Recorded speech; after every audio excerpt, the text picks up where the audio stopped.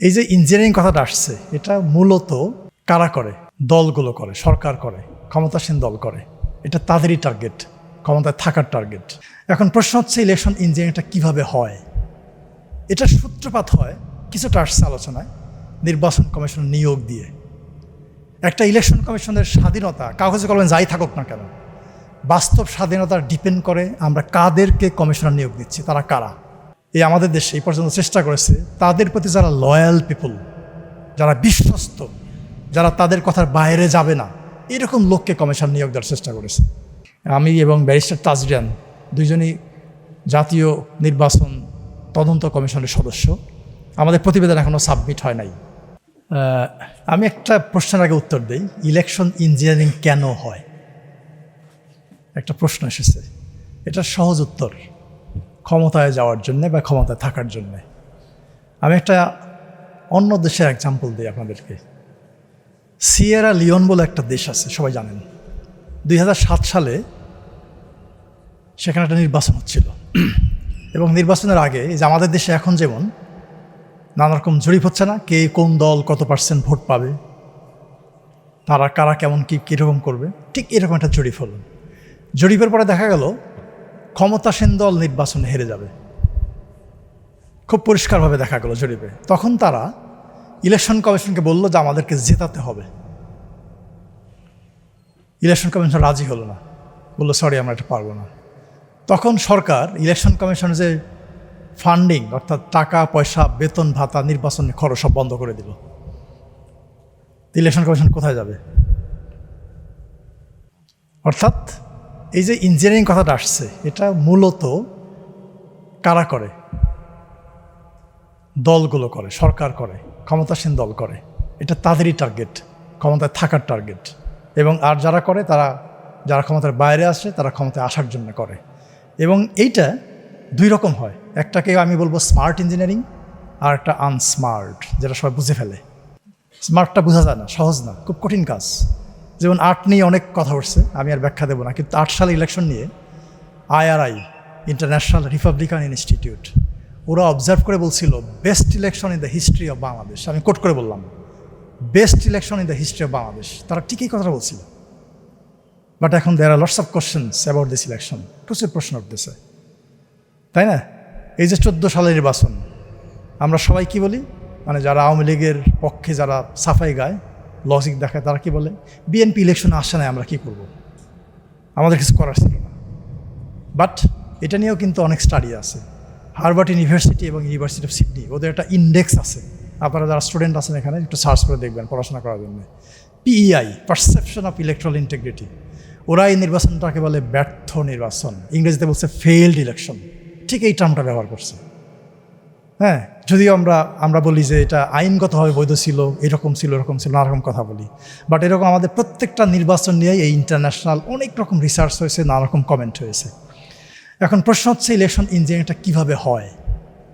এটার সূত্রপাত হয় কিছুটা আসছে আলোচনায় নির্বাচন কমিশন নিয়োগ দিয়ে।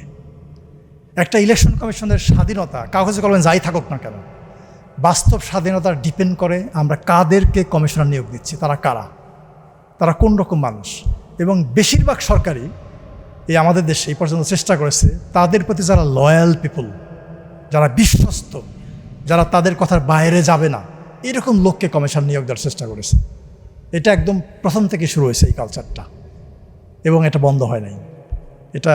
এই কাজে এটা বন্ধ না হলে এই জিনিসটা হবে না। আর দ্বিতীয় যেটা হচ্ছে, এটা আলোচনায় আসছে সীমানা নির্ধারণ, এটাকে আমরা বলি জেরিমেন্ডারিং। এটা হচ্ছে যে ওই যে ব্যারিস্টার সারি একটা বলেছেন, আমাদের নেসার আমিন একটা বলেছেন, যে কোনো একটা এলাকাকে ধরেন যে এরা কোনো একটা দলে ভোট দেয়, তাদেরকে পারপাসিভলি অন্য একটা এলাকায় নিয়ে যাওয়া, অন্য একটা আসন নিয়ে যাওয়া, যাতে করে ভোটের ফলাফলের মধ্যে এক ধরনের তারতম্যময় প্রভাব পড়ে। এটা আর এক রকম ইঞ্জিনিয়ারিং। আর এক রকম ইঞ্জিনিয়ারিং হচ্ছে যেটা এই মানে আমাদের হয়ে আসছে, এই জন্য আমি বলছি সরাসরি, পলিটিক্যাল পার্টির নিবন্ধন। অনেক ভুয়া পলিটিক্যাল পার্টির নিবন্ধন হয়েছে, কখনো কখনো রাষ্ট্রের উদ্যোগে করা হয়েছে। এইগুলোকে নিয়োগ দিয়ে নির্বাচনকে কোট আনকোট কম্পিটিটিভ করার একটা চেষ্টা করা হয়েছে। এটা বিভিন্ন সময় হয়েছে, বিভিন্ন সালে হয়েছে। আর একটা ইঞ্জিনিয়ারিং যেভাবে হয়, মানে প্রসেসটা যেভাবে হয়, ভুয়া পর্যবেক্ষক সংস্থা বা পর্যবেক্ষক নিয়োগ।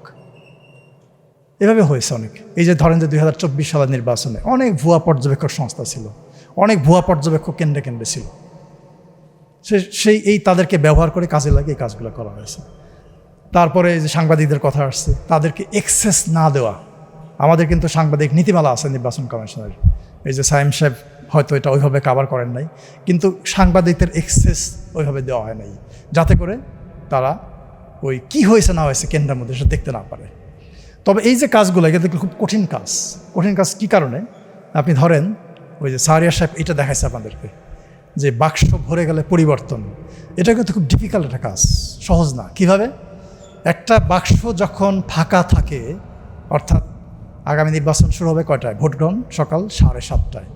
তার আগে প্রত্যেক সহকারী প্রিজাইডিং অফিসার এই বাক্সের চারপাশে প্রথমে বাক্সটাকে সে ফাঁকা করে এমনি দেখাবে।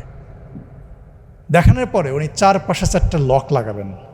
এই লকটা বাঁশের পাতার মতো চিকন, সবুজ রঙের, এবং প্রত্যেকটা লকের আলাদা নাম্বার আছে।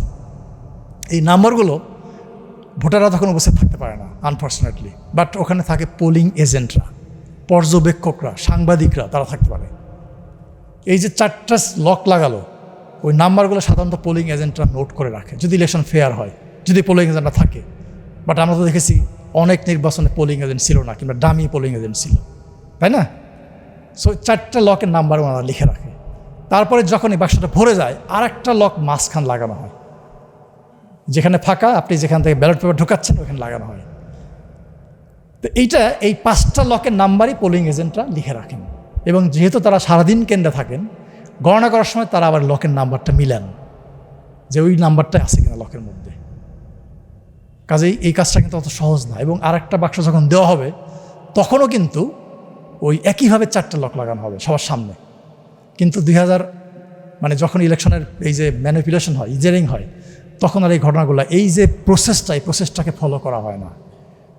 যেমন ধরেন যে প্রশ্ন উঠলো যে রাতের বেলায় ভোট হয়েছে 2018 সালে, এবং আমি এবং ব্যারিস্টার তাজরিয়ান দুইজনই জাতীয় নির্বাচন তদন্ত কমিশনের সদস্য। আমাদের প্রতিবেদন এখনও সাবমিট হয় নাই। মানে একটা বড় জিনিস হচ্ছে যে বাংলাদেশে এই যে ইলেকশন ইঞ্জিনিয়ারিং, এটা নিয়ে কিন্তু খুব বেশি স্টাডি হয় নাই। যেটা হয়েছে খুব সারা, বাট খুব ওইভাবে যে কোনো রিসার্চ হয় সেই জিনিসটা হয় নাই। বাট তারপরেও আমরা চেষ্টা করেছি যে তদন্ত কমিশনের প্রতিবেদনে এগুলোকে কভার করার জন্য। কিন্তু যেহেতু আমরা প্রতিবেদনটা এখনও সাবমিট করি নাই সরকারের কাছে, এই জন্য এটা নিয়ে আমি ওইভাবে ডিটেল আপনাদেরকে বলতে পারবো না। বাট ইন জেনারেল আমি কিছু কথা বলেছি এবং আরেকটু বলার চেষ্টা করব। মানে যেভাবে হয়, যখন আপনার এই ইঞ্জিনিয়ারিংটা হয়, এই যে ম্যানিপুলেশন হয়, ভোট জালিয়াতি হয়, এটা ভোট জালিয়াতি ইঞ্জিনিয়ারিং একটা পার্ট, তখন কিন্তু এই লক লাগানোর কোনো ধারণা থাকে না।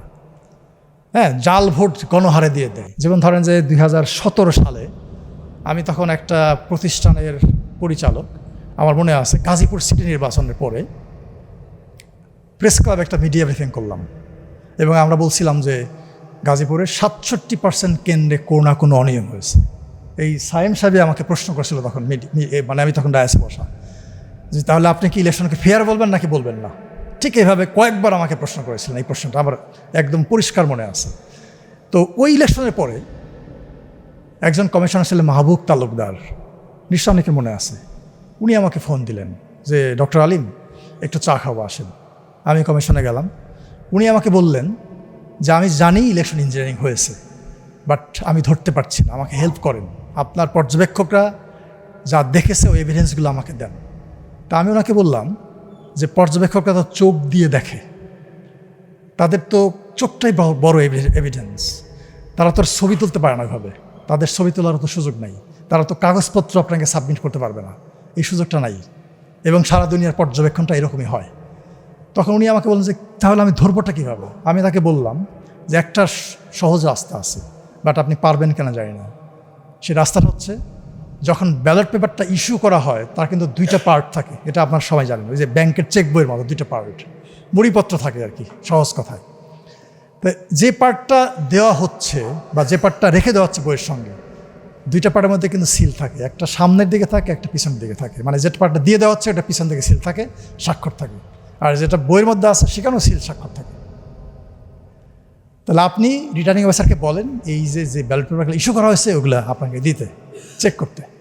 আপনি চেক করলে বুঝতে পারবেন। তো পরে উনি আমাকে বললেন যে ওনাকে দেওয়া হয় নাই, উনি চেয়েছিলেন কমিশনের কাছে, কিন্তু কমিশন তাকে হেল্প করে নাই, রিটার্নিং অফিসার তাকে হেল্প করে নাই।